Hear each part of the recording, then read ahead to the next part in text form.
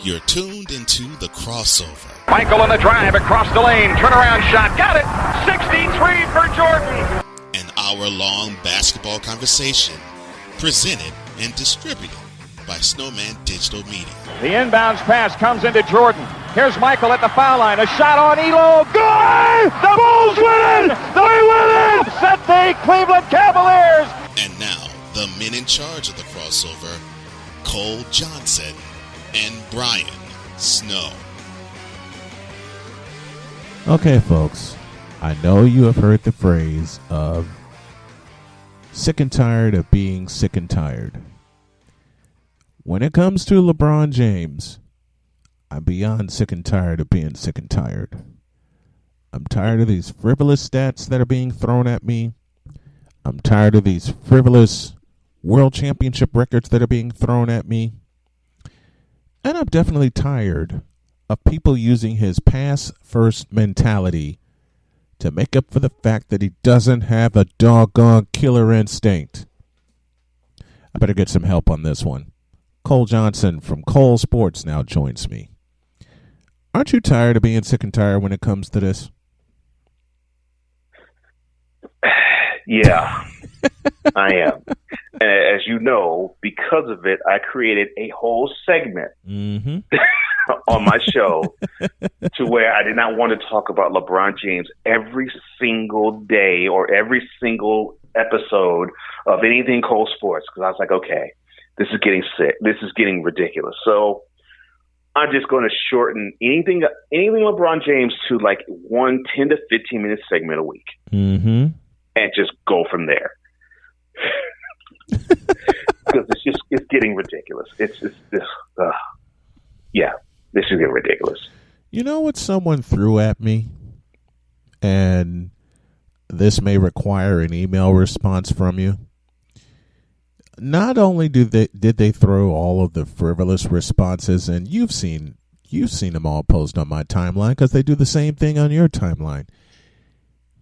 They threw 2016 at me with the sentence that LeBron James made the greatest comeback in NBA World Championship history. Sorry, I had to get comfortable on this one because. All right, but before I continue, I gotta add this log onto this fire. Okay. So I woke up one day, and one of the very first things I saw. Oh no! In regards to the 2016 NBA Finals / World Championship Series, was the following. Oh no! Quote: LeBron's chase down block was the greatest defensive play in NBA history. Quote. What? LeBron James' chase down block was the greatest defensive play in NBA history. Yes, I saw this. Yeah. Now, we both could come up with huge defensive plays without even trying, like the Michael Jordan steal of Karl Malone in the Game 6, 1998 NBA Finals. I can think of the John Stark shot being blocked by Hakeem Olajuwon by a fingernail at the end of Game 6 of 1994's NBA Finals. I'm doing that just without trying. Yeah. And I'm thinking those two are far better. How about Gerald Henderson's pickoff of James Worthy in 1984 in the Boston Garden? How about Game 2? And if that didn't happen, the Lakers would have run away this series, possibly in a sweep. Yep. Yeah. You don't have Gerald Henderson. You don't have a 7-game series, which is the greatest finals ever played, and CBS had it at the time. And we'll touch that subject a little bit later in this conversation. Michael Jordan steal in 1998, as you proudly mentioned. Any defense Kareem Abdul-Jabbar played against Robert Parrish, be it 1984, 1985, or 1987. How about that?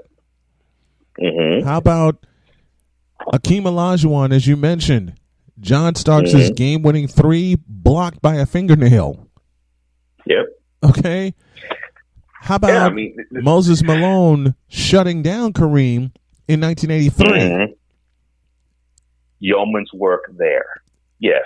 Giving Julius Erving a chance to clinch Game 4, which was a sweep, by the way, ladies and gentlemen, with the most basic thing that LeBron hasn't had for 17 years. We call it a jump shot. And, oh, yeah, how about that steal, Game 5, 1987 Eastern Conference Finals, when Isaiah Thomas is inbounding the ball. Bird steals it. Larry Legend. He throws it to Dennis Johnson for a layup. 108-107 was that final. And that to me is one of the top 5 greatest defensive plays in the NBA playoffs.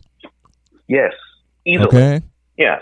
Top 5 easy. Because if Detroit wins Game 5, they win Game 6 and clinch that series. They win Game 6. Yes, sir. Yes, they do. Yes, they do. So, all of this, and to have a bronzexual hit me with that, the chase down block. I saw, and I mean, I don't mean I saw on TV. I mean, I was in the summit. I saw Hakeem Olajuwon run down a Rod Strickland layup. Yep. And sent it into the 5th row. I saw a chase down block artist long before LeBron James did it well. I saw Michael Jordan chase down Patrick Ewing and strip him. I saw Michael Jordan in the old Chicago Stadium chase down John Starks after Starks stripped him. I saw Michael Jordan chase down Joe Dumars. Oh, and let me think of another Olajuwon chase down. Kevin Johnson. And look, I love KJ. Point guard, Suns extraordinaire in the 90s. He's one of the baddest point guards that you'll ever see. It should be a Hall of Famer, in my opinion. Yep. It should be a Hall of Famer. He definitely should be. Mayor of Sacramento. More power to you, brother. That dude was on his way to a dunk, and Olajuwon was like, no, sir. So you mean to tell me that LeBron's chased out block of Andre Iguodala? Now, I'm not selling the play short. No. But you mean to tell me that is the best defensive play in the 73-year history of the NBA? Get out of here. Please. And not to mention Iguodala. The audacity of the bronzexuals. Listen, the audacity of these bronzexuals saying that LeBron gave his all in 2018 playing with a broken hand. How about Andre Iguodala giving his all for 7 games in 2016 playing with a bad back? Mm-hmm. And he still played all 7 and had a significant contribution in all 7, especially when the Warriors got royally screwed after Game 4, forcing Iguodala into a starting role in Games 5 through 7. Don't start with me.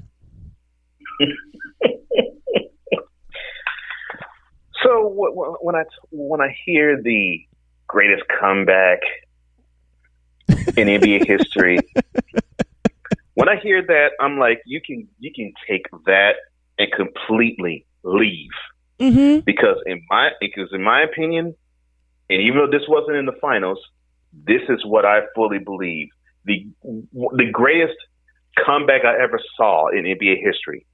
And yes, this is my team, mind you. 1995 Houston Rockets. They were down 3-1 to the Phoenix Suns. To the Suns. They had to face 2 road games similar to the Cavs. They had to face 2 road games. And in Phoenix, and it was the toughest. It was one of the toughest places. America West Arena, in its infancy, was one of the toughest places to play in the NBA, not just the Western Conference. It was, and unlike the beneficial suspension that the Cavaliers got for Game 5, that stimulus package. The Suns were fully manned. They were fully There loaded. was no injury. Nope. There was no suspensions. And no suspension because of dry snitching either. Can we just throw that in there too? Yes. And the Rockets, if I'm not mistaken, I think they became the first team in NBA history to come back from 3-1 on the road to win the series in the playoffs. Yep. So you mean to tell me, and I think it was only then the fourth that ever happened, period. Yes. So you mean to tell me that this comeback was the greatest. I'm like, no, coming back from 3-1, yeah, yeoman's feat, no question about that. Absolutely. But greatest? No. Not even close. I've seen better. And you and I both have seen better. Good grief. You and I have both seen better. Are you kidding me? You and I have both seen better. I mean, the first, taking my own team out of it, I can't remember the year. I want to say it was 2002 or 3. First round series when they went to 7 games. The Detroit Pistons. They came back from 3. They had 2003. Thank you. They came back from a 3-1 deficit in the first round against the Magic. And that was the first team to wipe out a 3-1 deficit in the first round since the playoffs were expanded to 7 games. Exactly. The first round was expanded to 7 games. I beg your pardon. And they want to say that's the greatest? Who the hell told this lie? Right. And then later on that decade, I will throw my own team under the bus. The Rockets had a 3-1 or 2-0 series lead against the Mavericks in the first round. And they blew it. They went home. And they blew it. I mean, not to mention the fact these same Warriors of 2016 who everyone wants to throw under the bus. By the way, don't y'all remember that they had to wipe out a 3-1 deficit of their own against Oklahoma City? Yes. They had to wipe one out of their own. Mm-hmm. They had to wipe out a 3-1 deficit of their own. And no one wants to give the Warriors the credit they deserve because they lost the World Championship Series. I will contend this until the day I die. The Warriors got screwed royally. The Warriors, let's just go ahead and put it out there, and I'm going to continue to put it out there, and it's gaining a little bit of traction because people actually are starting to, do their research and actually believe what I'm telling them. The Warriors got screwed, royally screwed. You can raise a point about the fact that the NBA wanted to have a narrative of LeBron being the hometown boy, going back home and doing good, and bring a championship to an area that hasn't had a professional one in 51 and a half years. Mm-hmm. I mean, you can raise an argument for that. Yep. I try not to, but I can see it, and I don't dismiss it. Understood. And the reason why I say I try not to is because I don't want to think the NBA is that much of a puppeteer. However, I could see how that could be the case. I can, unfortunately. Yeah, I was gonna say 2 words. Too late.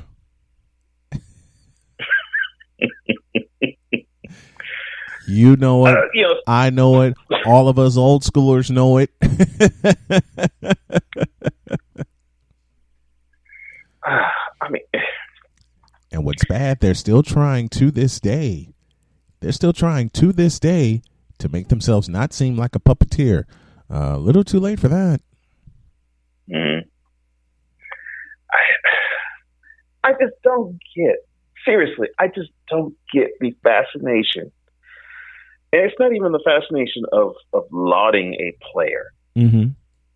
We all have our favorites. Yeah. I don't mind that. Fine, laud your player. I just don't get the fascination of saying this player is great at the total expense of another. I just don't get the rationale, the reasoning, and the heart to do it. I'm like, what does it benefit you to say LeBron is great, or is the greatest of all time because, well, he did things that the guy who wore number 23 before Jordan didn't do. And yes, I know there's some things that Jordan has not done that LeBron has, but the opposite is totally true. Mm-hmm. And it's more exponentially so. LeBron did things that LeBron never will do. It's more true than the opposite. Yep. So it has to get to a point where people have to say, okay, well, Jordan is awesome, and LeBron is awesome in his own way. Mm-hmm. but they're just two different players, period. I just don't get how people have this rationale of, let's trash Jordan. I don't get it. Because since LeBron's been in the league, that's all they've done is trash Jordan. Game one, LeBron has been in the league, in NBA career, that has been the case. It's been like, he already is the best thing. Forget since Jordan, he's better than Jordan. I'm like, well, okay, fine. So he got into the league 3 years before Jordan did. I'm happy for him. Mm-hmm. But fine.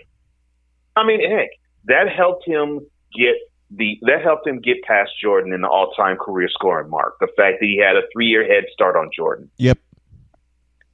I mean, because I know that's one of the things that people say to me. Well, he scored more points than Jordan. Yeah, more power to him. But they throw that at Jordan me as well. Jordan scored more points in less time than LeBron did. Thank you. Explain that. Explain that. And Jordan they did can't. That 13 years to 16 for LeBron. Explain that to me. So I don't get that. I've always made the contention, and I've always made the statement, which is factual, that Michael Jordan did more in 13 years than LeBron has done in almost 17 years. I don't have to say if you only knew the pushback I get. You've seen the pushback I get. Well, I mean, it's true. You've seen the pushback I get for making that statement, and it usually begins, and you've heard it also, with a sentence that starts with, quote, "Oh, how can you say that about LeBron?" Close quote. Is it because we have seen more than not even just Jordan? We've seen more fair share players who played this game better than he has. Mm-hmm. I mean, look, this is neither one of our first rodeos in watching an NBA game or NBA season. I mean, for both of us, we're going to our 5th decade of watching NBA basketball. Yep.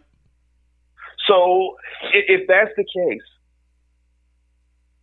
wouldn't it stand to reason that we would not, in a capsule, just simply say, well, the NBA only existed for 17, heck, I'll even give you 20 years?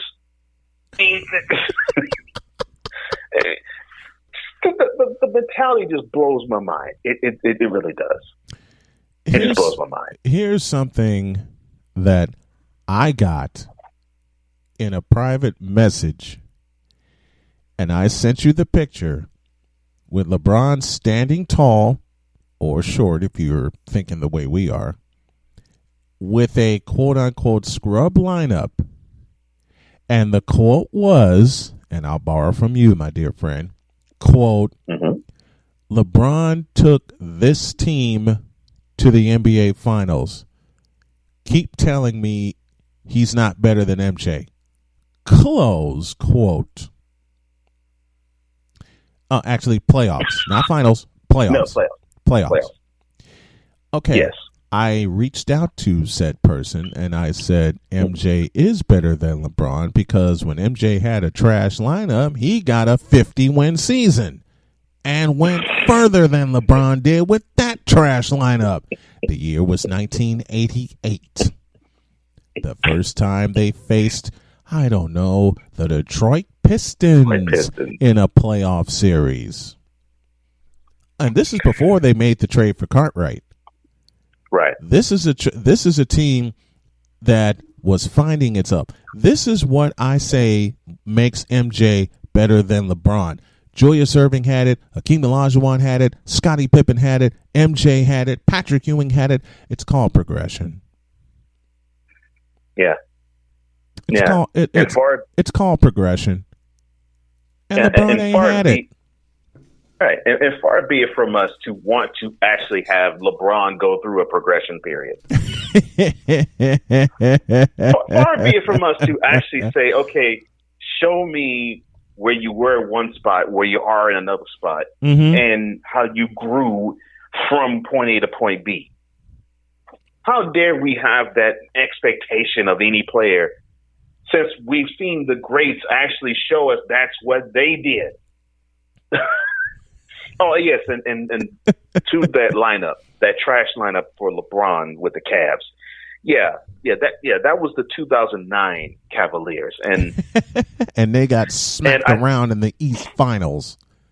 And I know you remember this as vividly as I did. The talk was, we're finally going to get a Kobe versus LeBron finals. Mm-hmm. The Cavs, this is going to be finally their year, and they scraped their chin last year against the Celtics. They got pushed to they pushed the Celtics to the brink in the Eastern Conference semifinals, but they bowed out in 7. Yep. And LeBron had a wonderful performance, 45 points there. It offset I think the truth scored 39 in that game. Mm-hmm. It offset his 39. It just wasn't enough. So and this was the progression that we're talking about. I'm like, yes. Okay, so we might be seeing that. Mm-hmm. So they come out next year, they finish with the best record in the NBA. Cool. I'm good with that. They go to the first 2 rounds like it's nothing. Right. Awesome. All right, so I'm expecting greatness to assert itself. Yeah. Yeah. And then they let an old school type team like the Magic just destroy them. They got pummeled. They got creamed in that East Final series. I mean, what was elaborate about the Magic? They basically were like how not a thing. They basically like how my beloved Rockets were set up 15 years prior, inside out. Yep. You got a guy who could do work in the post. And you had, in their case, they had 4. In the Rockets, it was 3. But you had 4 guys who were spread out from beyond the arc. Mm-hmm. This was, to me, that is not complicated. Yet, the Cavaliers simply did not have an answer for him. Nope. They were bounced in 6. And the next thing you know, we're starting to see this guy and his armor crack a bit. And so, here's this Bron special that shows you, he took this trash lineup to the playoffs. And, I said this to you. I'll say this on air. I said to you about that, quote, if a Bron special were to say it to you, I'd retort by saying, and remind me how their season finished?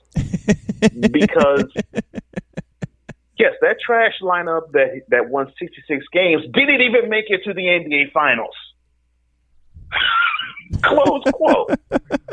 That's exactly it. So why are you going to bring he brought this trash lineup to the playoffs. Okay, fine. It's even more embarrassing they won 66 with the trash lineup. What was the end result of that? Yes, what was the end result? Did we see him hoist the Larry O'Brien trophy? No. Did we even see him compete for it that year? No. So what's the point? Come on, really? You know what the point? You know what the point is. It's a point we've been talking about for almost 3 years. They don't want to see the truth, and the truth is something I've been saying for as long as I've had my show active. LeBron James is a fantastic athlete.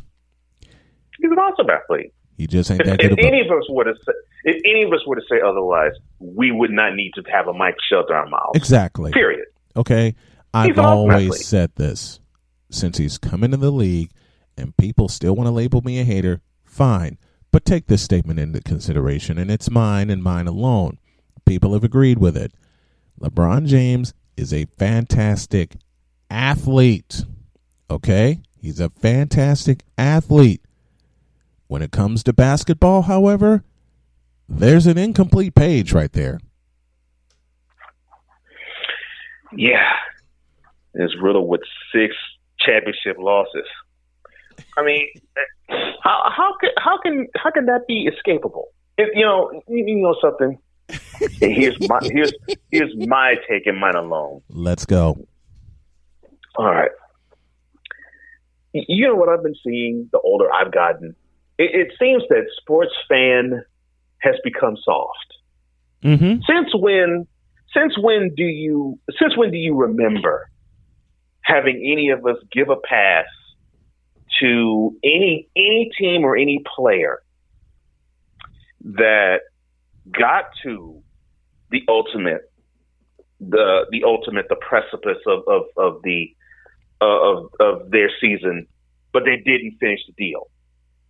When did we award participation trophies? When did we do this? Please tell me, when did we do this? Because this was not the case. Nope. When I was younger and when you were younger, because we're around the same age. Mm-hmm. This was not the case when we were younger. No, it wasn't. It was, okay, you got there, now close it out, finish the deal. Mm-hmm. You know, I mean, look, I'm old. I don't tout. We're old school like that. We're old school. We're old school like that. Okay. Right. I don't tout. Well, Olajuwon's better than Jordan because Olajuwon went to the finals 5 years before Jordan did. No. How ridiculous does that sound? Come on, man. And look, my first team may have been the Chicago Bulls, but I recognize greatness. And Akeem Olajuwon was all of that and then some. I loved Akeem Olajuwon at the University of Houston. Mm-hmm. Okay? And I've loved Olajuwon since the University of Houston. Look, I hate to say this, Bronze Sexuals, but just hear out a little bit of logic here. Unlike what LeBron has done, Akeem made his team better. Yep, he made his team better. Oh, and Bronze Sexuals, if you want, I don't like to call them scrubs, but if you want a team of non-all-stars that an elite player brought a team to a championship with, I will present you the 1994 Houston Rockets. Yep. There you are. Because you had at a guy the time, who averaged 27 points. The next guy who averaged any type of points was like 13. Mm-hmm. So because at the time, there's your exhibit. Because at the time, people were wondering who the hell is Sam Cassell, who the hell is Vernon Maxwell, why the hell is Kenny Smith still playing? These were legitimate questions that were asked of me. And Olajuwon took him to 7 games. Had to erase a 3-1 deficit against Phoenix in '94. No, 2-0. 2-0. No, 2-0. Thank you. Thank you. 2-0 deficit to Phoenix. Mm-hmm. Beat the daylights out of Utah. Yeah, they didn't stand a chance at that. Utah didn't have a chance. And then they had to go the distance and win the last and face 2 elimination games. Yep. Both of them at home. Mm-hmm. And they got the job done. Yeah. Gosh, that was a good series. Oh, man. And people want to compare 2016 to something like that. That NBA World Championship Series was legendary. 1994. It was. 2016 had too many undertones with it.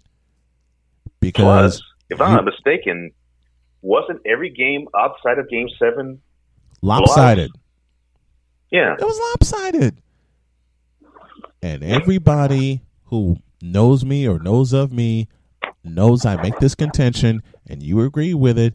That should have been a 5-game conquest. Period. Well, I mean, considering, like I said to you,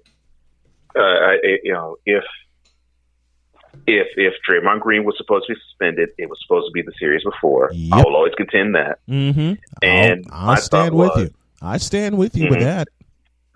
And my thought was, if you didn't suspend him in the Western Conference Finals, and it was more egregious with that one, with the kick to Steven Adams in the groin, that was egregious. Yes, it was. If you didn't suspend him for that, then you had no reason to suspend him for Game 5 of the World Championship Series, because in the game prior, the end of that game prior, Green gets into basically nothing more than just a trash talking contest with LeBron James.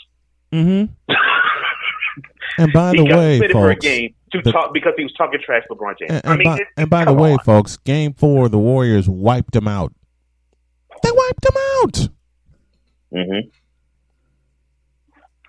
So I mean, when people say that was a legendary finals, I'm like, okay, fine. It went 7 games. It's awesome, and it was a great 7th game. Mm-hmm. But I will definitely take 1994 easily, because no game in that series, if I'm not mistaken, the margin of victory was no higher than 8 points. I think no higher than in 8. any of those games. No higher than 8 in any of those games. No higher than 8. It was evenly matched, Yep. closely contested, all 7 games. And I will that's take how that one. And that's how a World Championship Series. And that's how a World Championship Series is supposed to be. Evenly contested. 1994. I'll bring up 1984. The Lakers actually, in terms of average, points average, outscored the Celtics by a very slim margin. A very slim margin. And were it not for 2 overtime periods and a key steal, Brownomaniacs, listen carefully, were it not for 2 overtime games and a key steal that led one of those games to go to overtime, it's a 4-game Lakers sweep. Yeah, it would have been. But I'll take that 7-game series in a heartbeat. In a heartbeat? Kidding me? Heck yeah, I'll take that. I'll take that 7-game series, and it makes you now, without us having the NBA for the present time, it makes you appreciate those old games. It makes you really appreciate it. I actually watched not all the games, but I actually watched a documentary of the 1984 NBA Finals. Well, they actually called it World Championship Series. Yes. I actually saw the highlights of all 7 games, and it just took me back, and I was like, wow, man, I wish the NBA was played like this again. Me too. I wish it was played like that. On 2 separate planes, how much do you miss Kevin McHale? A lot. Are you kidding me? A lot. I mean, people want to throw such huge shade at Kevin McHale because people say, well, you got Chris Webber, you got Kevin Garnett, you got Charles Barkley, you got Karl Malone, and I will always say to people, for the exception of Tim Duncan, my favorite my favorite power forward of all time, Kevin McHale. Why? Have you seen that dude? Mm-hmm. The fundamentals this guy has is off the freaking charts. I mean, that step back jumper on the baseline, his foul line jumper, his post moves. Hey, Bron Sexuals, listen carefully. You know what LeBron needs but will never get in his 17th year? Something Kevin McHale had for the 15 years he was in the NBA. A post game. Man. One of the most intricate, complicated, not easily solved, but basic post games you will ever see. I adored watching Kevin McHale work, even against my teams. Kevin McHale took you to school, okay? Even against mine. Do you think that as then 13-year-old, I wanted to see Kevin McHale cook my Rockets in the 1986 World Championship Series? No. But do you know how I appreciated it? Because I got a chance to see greatness in front of me. Yep. And he is one of the 3 biggest reasons why I say the 1986 Celtics is the single season best team I've ever watched in NBA history. And they played the most beautiful game of basketball. Yes. And I will give you 3 words that typifies Kevin McHale to me: up and under. Mm-hmm. The master of the up and under. He was the master of the up and under. So, when people give me all the, you don't even have to take my word for it. When Charles Barkley was asked, who was the toughest guy who you played against? Kevin McHale. And he said, I don't even have to hesitate. Kevin McHale was the toughest player I played against. I don't even have to hesitate. And I loved watching Charles. I loved watching McHale, Ralph Sampson, Charles Oakley, one of my hometown favorite power forwards, Charles Oakley, who played with the Bulls for many years. I mean, I mean, it's not even close. Do you know if Kevin McHale and LeBron James had a battle in the post, LeBron James would be battered, bruised, bloodied, and blown out. And that's before McHale draws contact with him. Yeah, McHale he didn't even have to be physical with LeBron, and he would embarrass the guy. He would embarrass him. McHale would embarrass him. I'll give you another forward that would embarrass. I'll give you another forward who was so defensive-minded that would cook LeBron blindfolded. Does the name Bobby Jones mean anything to you? Underrated. When people talk about the Sixers, they even mention the coach Billy Cunningham before they mention Bobby Jones. But Andrew Toney and Maurice Cheeks and of course Julius Erving and of course Moses Malone, the guy who really did help them get that championship in 1983. Yep, took them to the promised land. But that team needed a Bobby Jones. And all that dude did was he just did the basics, but he did the basics so well. He did. He did the basics so well. Unsung hero of that team. Unsung hero of those Sixers teams of the early to mid-'80s. So a Bronsexual asked me this question from a forward standpoint. Mm-hmm. And I hit him with, he said, and it's like he was defending LeBron. He said, name a forward that can compete with LeBron. I said, today or yesteryear? He goes, any era. I said, all right, I'll give you 3 of them right now. He said, lay it on me. I'll give you 3 Hall of Famers. Kevin McHale, James Worthy, Scottie Pippen. Mm-hmm. I didn't even touch Larry Bird because we all know Larry. I don't have to touch Larry. We ain't got to touch Larry Bird. Mm-hmm. Don't even have to. But, I mean, if you want to mic drop Larry Bird, but still, you might drop that argument. It's Larry Bird. But, I mean, yeah, let's touch on Worthy for a second. People sleep on that guy so hard. They sleep on this guy so hard because they think, well, he was a product of Magic, and you had Kareem on the team too. Do you realize when Magic was the number one focal point of that team, who the leading scorer of that team was? James It Worthy. wasn't Magic. It wasn't Kareem. It was Big Game James. James Worthy. This guy was a thoroughbred, and you all sleep on him. The whole league looks like him. Yep. The whole league today looks like number James 42 Worthy. of the Lakers. Looks like James because that Worthy. is all what Worthy did. He ran up and down the court, and he was so fast for his size. He was so physical for his size to boot, and he was so athletic for his size to boot. Yep. And the dude had skills. So, oh my God, did he ever? So, I mean, when people want to just simply brush aside James Worthy as being, he's a non-essential part of the puzzle, no, sir. He was so integral. Listen, Bronsexuals, and I know we've gone on a lot with the Bronsexuals, but y'all got to listen to this. James Worthy has something that LeBron just recently got. James Worthy closed out a Game 7 with a triple-double and did it against the most defensive. 1988. Yep. And did it against the most defensive-minded team in one of the most defensive-minded teams in NBA history. Of course, I'm talking about the Detroit Pistons. 1988. Yep, I remember that. 1980, Game 7, 1988, at the Forum. Not the Great Western Forum, not the Staples Center, the Fabulous Forum. The Fabulous Forum. Yeah. And I had a full... Oh, no. Oh, no. Yeah. So, okay. So, when I had this conversation with the Bronsexual, and they said, okay, you compare LeBron James and the people that he played with in the finals, and the list is endless: Durant, Curry, Clay, Duncan, Westbrook, Harden.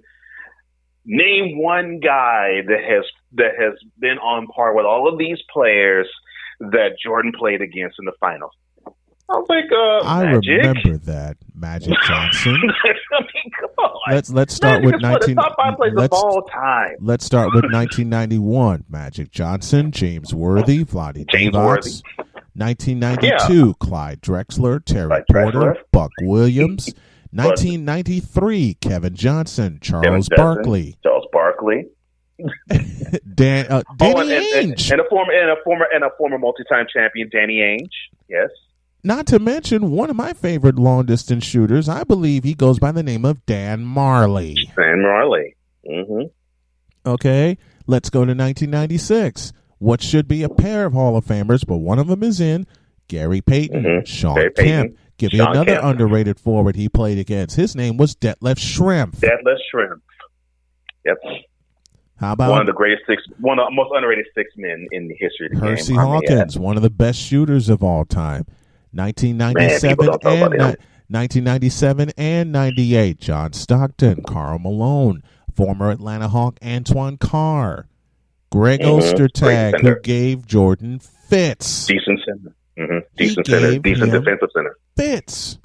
Okay? Decent defensive center. Yep. Jeff Hornacek, a former Lions Township graduate from Lyons, Illinois. All right. Oh. Yeah. Oh, I did not know he was a nearby Chicago native. He's a Chicago native. He's a Chicago native. Okay? So don't tell us we don't know what we're talking about, and don't give us the stupidest question you could ever give us. Name one player that Jordan has faced. Man, please. I could tell we can tell you players he faced on his way to the World Championship. That's about to say. We even had to talk about the finals on his way to finals. The list of Hall of Famers, greats and Hall of Famers. The list of Hall of Famers: Larry Bird, Kevin McHale, Robert Parrish, Dennis Johnson, Dennis Rodman. Yep. James Edwards, Mark Aguirre. Joe Dumars. From Chicago, by the way, Mark Aguirre played at DePaul University. Right. Another Chicagoan, and this one is for a legendary coach I had a chance to meet before he passed away. Is Gene Pingatore, Isaiah Thomas. Yep. Played at St. Joe in the history of the game. Played at St. Joe's in Westchester, Illinois. Isaiah Thomas. Chicago zone. Yep. West Chicago zone. I mean, and this is also addressed to one of the biggest bronzosexuals in the history of civilization. That would be Undisputed's own Shannon Sharpe. Oh no! How dare you follow a guy on a team where when you ask or you pose a question similar to that you forget that Jordan played against Magic Johnson? How could you forget this? I mean, not to mention some of the regular season games alone between Michael Jordan and Magic Johnson. We're talking from 1985 to 1991 were some legendary games. Those were must-see games. I mean, it boggles my mind. It's like you all are going to just simply sweep so far under the rug Jordan's championship legacy, and I'm like, this guy's championship legacy began by ending two in the same spring. Yep. So you mean to tell me that you're going to say, well, Jordan's legacy don't mean rip, when he took the two-time defending NBA champions down in a sweep? In a sweep, I may add. And the very next series take down basically the team of the 80s. I normally in a 5-game series. In a 5-game series? 5-game series. And oh, by the way, here is a note about the fifth and deciding game in the forum that a lot of people don't realize. Michael didn't lead his team in scoring that night. Scottie Pippen did. He had 32. Yep. MJ had 30. Yep. Didn't have to. And the thing that I remember, this is when I actually started to really respect Jordan as a player. The thing that I remember, that fourth quarter, Jordan, he had the ball, but I saw he kept finding Paxson open. He kept finding Paxson open that whole fourth quarter. I was like, oh, look at you, Jordan. Okay. Oh, Listen. so that's when my eyes opened as to the championship guy that I knew he was going to become. Now I knew he was a great player, and I knew he had the ability to do different things. Mm-hmm. But I was like, okay, fourth quarter. Normally, this would be the time when a guy like Jordan Stature would say, okay, well, give me the ball, get out the way, I'm gonna score all the points. No. Jordan was like, okay, well, they're gonna double me, play off you. All right, John, here you go. And he just kept feeding Paxson. Well, that's what I noticed in Game 5, fourth quarter. Players like that trust their teammates. And don't give me the argument, and I know you've heard this argument. We've spoken about it on this show. Don't give me the argument, well, Michael was carried. Well, duh, it's a team sport, you dummy. Sometimes players need to be. I mean, look, I said this in an argument with the same LeBron special that said that LeBron's chase down blocks a great defensive player in NBA history. He thinks that I come from the standpoint of, well, Jordan can do nothing wrong, and LeBron can do everything wrong. I'm like, no. My philosophy is the same with LeBron as it is with Jordan. The greater the player, the greater responsibility, the greater the praise, and the greater the criticism. Mm-hmm. And if you're going to step up, I'm going to heap the praise upon you, like Jordan did. But if your player doesn't step up, I'm going to criticize you. Look, Jordan stepped up so ridiculously, not just with his scoring, but with okay, people are going to hate me for this. The Bron sectors especially going to hate me for this, but you've heard me say it. How about basketball acumen? How about the fact that Jordan trusted John Paxson? How about the fact that Jordan trusted his teammates in 1992 to help wipe out a 15-point fourth quarter deficit in a closeout game in Chicago? How about the fact that MJ trusted Pax, who crept behind the 3-point line? They gave Michael the ball and said, "Here, create." Okay, Michael could have driven to the hoop, could have gone to overtime. What's he do? He spots Scotty. Scotty charges down the lane.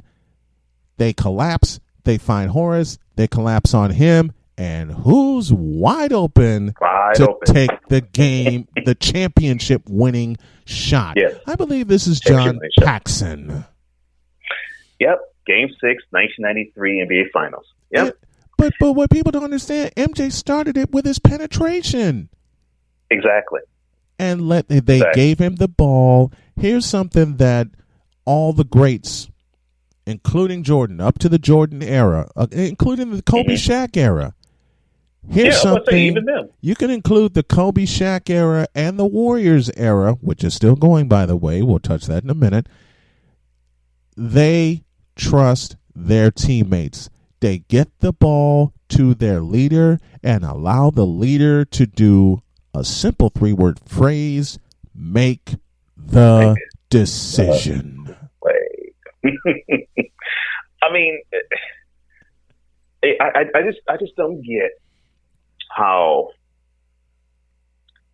when you see the evidence of a guy who knows basketball, they still want to down and degrade him. Yep. And do it in this way. Well, Jordan didn't take all the game-winning shots. Why would he need to? Why would he want to? And I would always say this: the reason why he didn't have to is because, I'll admit it, in the '80s he did sometimes stupidly take it all on his own. Yep. And he had to learn by trial by fire. Well, okay, I can't always take all the shots. I can't play 5-on-1. I know I have that ability to where I think I can defeat a whole team by myself, but maybe I need to use my teammates. And it took him bumping his butt on the ground to the Pistons year after year, because that basically was the defense they played against them. Yep. They dared him to use his teammates. And then when Jordan actually did, that's when the Pistons were out the door. So and that's when the Bulls dynasty began. Jordan learned. Mm-hmm. So, LeBron hasn't. So we're gonna penalize Jordan because he decided to not score decided to not do 37 5-and-5 lines, but decided to do 31 6-and-6. Years later, the championship years, that basically was his line. So we're going to punish him because he didn't score as many points? And MJ still has the respect of everyone he's played against because they refer to his smarts as well as his ability. As they should. As they should. I mean, that to me is what made Jordan the player he was. It wasn't the fact that he was a great offensive weapon. He is one of the greatest offensive weapons in NBA history. No question. It was the fact that that dude, you did not know what he was going to do. Penetrate, hit you with a fadeaway, hit a three, or dish. And he could do all of that with absolute amazing dexterity. I'm sorry, skill. This is what a lot of people don't realize. Jordan was very ambidextrous. He was very ambidextrous. Oh, by the way, LeBron, why don't you have a left-handed dribble? Oh, that's a good question. Every time, and I've noticed this in the past 10 years, every time LeBron has gotten stripped, what's happened? It's been taken from his left hand. Mm-hmm. Yeah, well, and so that you know that we know Brown Specials are our game. Yes, the Pistons also tested Jordan's left hand, and it wasn't all that strong either. Exactly. But because of that, it got stronger. So miss me with that. Come on, man. Michael said, I'm going to figure out how to get better and make my teammates better. Matt Guokas had one of the best lines during the NBC era, NBA on NBC era, 1997, Game 6, June 12th, 1997. After Steve Kerr hit the championship winner, Matt Guokas said, and I quote, well, the question was, would Stockton come to double Michael Jordan? Stockton came. Steve Kerr, reminiscent of John Paxson in 93. Close quote. Yep. And if you remember the backstage, if you remember behind the scenes, all Michael did to Steve Kerr was look at him. He looked at him for a few seconds, and he didn't even have to complete his thought. He said, if Stockton comes, Kerr looked at him and said, I'll knock it down. I'll knock it down. And he knocked it down. And to add to that story, Jordan set that up. He sure did. Because with the penetration early, he kept it and he scored. So he knew it was coming. Jordan knew it was coming. He did. And that's the thing. Jordan knew the double was coming. And that was the play he wanted to make. He was like, okay, I want you to double because it will be easier to have a guy who's wide open. Because I mean, yeah, I could take my guy 1-on-1 as he proved the next year. Brian Russell with his own championship winning shot. Brian Russell. You think Brian Russell don't have nightmares about that shot? Oh, good Lord, man. So he probably still to this day, 22 years later, curses the Jazz deck. So who do you think we'll close with this question and take it off the Bronze Sexuals for a few minutes and put it where it's supposed to be, the person whom you and I think is the greatest player to ever do it, Michael Jeffrey Jordan. Who had more nightmares, Craig Elo or Brian Russell? Considering that I think it happened to him a second time, Craig Elo.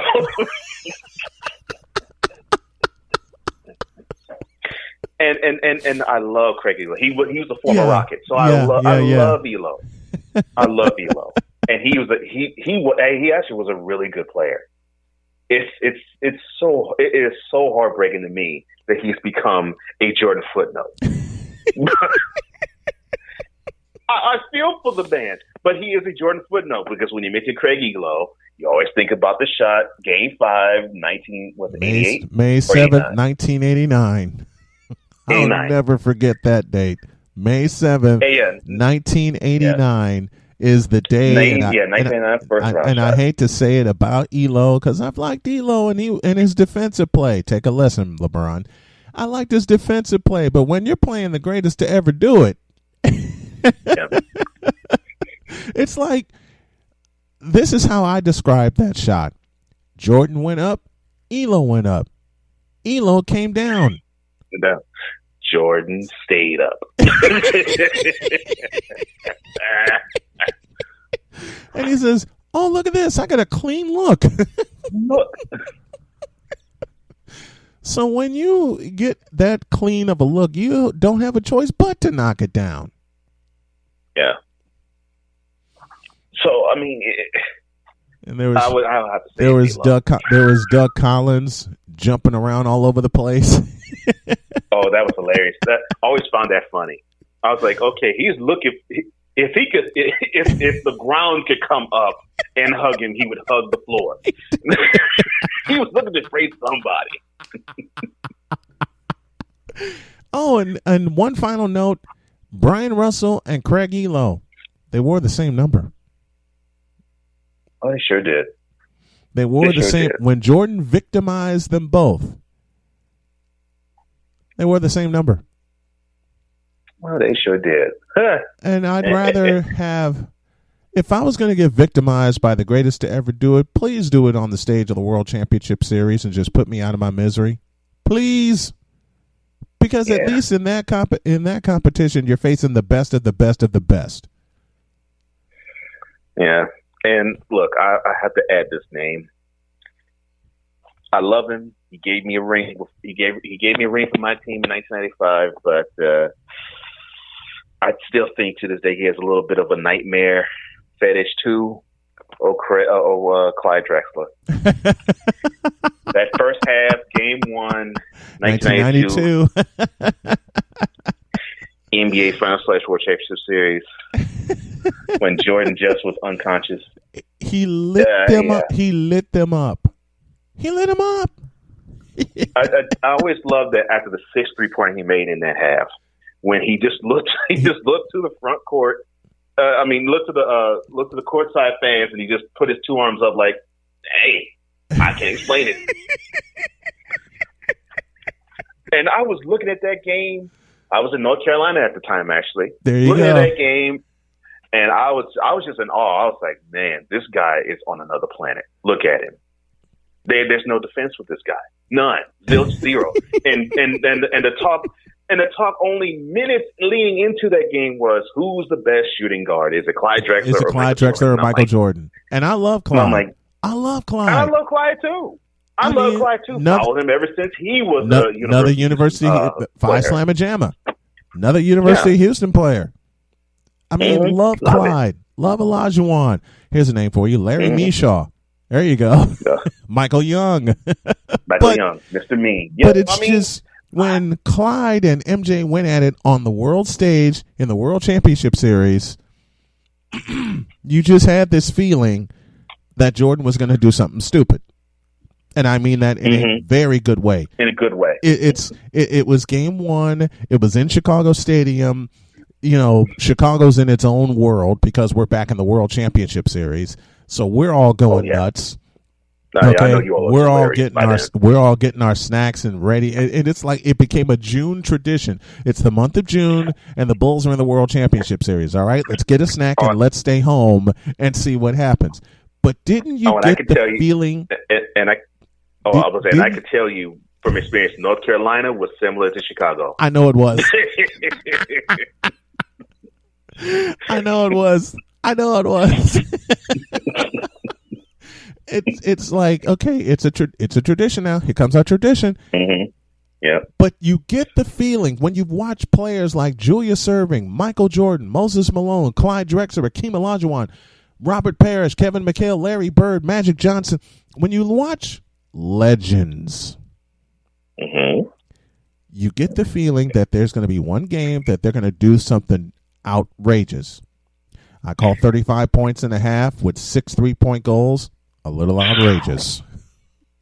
It's like to borrow an old school hip hop reference in song. It's like what Run DMC said in Peter Piper. Not bad meaning bad, but bad meaning good. Close this out with another line that you love to use and that you told me about these bronzexuals. Something about we ended it before they knew what to do with it. Close us out with that, please. All right. Listen, bronzexuals. basketball began long before 2003. It began long before this guy from Akron wowed everybody with his athletic prowess. And the things that he has done, it has not surpassed anything we have seen before. Now, there's been some things that he has equaled, but not a lot of them. But there's been many things that others have still surpassed him in doing who played before him. And we name many of those players. I'll even go further back. Jerry West, Elgin Baylor, Bill Russell, Wes Unseld, Gus Johnson, Willis Reed, Jack Sikma, Earl Monroe, Clyde Frazier, Gail Goodrich. Gail Goodrich. And that's before we get to George Gervin and Pete Maravich, right? And those likes. And then that's before it gets to our fandom. We got the chance to see Gia Serbian in the second half of his career, and Kareem Abdul-Jabbar in the second half of his, and this 20-year-old Wunderkind who simply knew how to play all five positions by the name of Irvin Johnson, but we didn't call him Irvin, we called him Magic. We called him Magic. And then he got a chance to revive the NBA and make it to be the stalwart league that it is now. The crumbs that still he, the king, eats off of because of those two, with him and Larry Bird. And that's even before the love affair that we've had with Jordan began. Not even enjoyed, began. So that is to say to all you guys, you bronzexuals, definitely. You see, when it comes to NBA knowledge, with you fools, Brian and I, we were through with it before you learned what to do with it. Amen, brother. I love you, and thank you for the time. I love you too, bro. Thank you, man, for the time. I appreciate it. We were through with it before you bronzexuals knew what to do with it, which leads to our question of the day, and we head to hour 2. Here's your question. What was your favorite Michael Jordan moment? Yeah, I sound like my hero Jim Durham talking about Bulls Beat. Any Chicagoans remember that show? But again, our question of the day, what was your favorite Michael Jordan moment? Hour 2 after this.